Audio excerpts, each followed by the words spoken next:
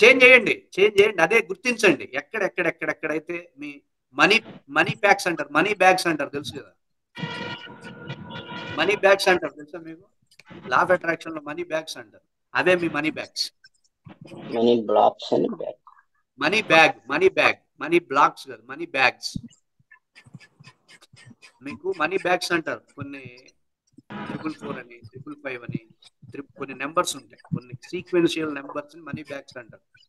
ఆ కాన్సెప్ట్ మనం తర్వాత చెప్పుకుందాం. దాన్నే దైవ దర్శనం అంటాం. దాన్నే ధ్యాన సిద్ధి అంటాం. దాన్నే ఆత్మ సాక్షాత్కారం అంటాం. ఈ పదాల రేంజ్ తో సమానం అది.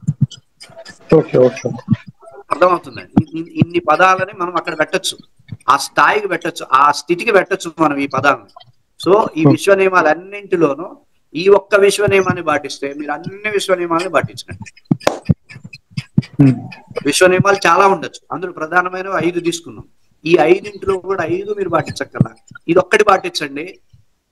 అట్రాక్షన్ ఏ రేంజ్ లో ఉంటుందో చూడండి.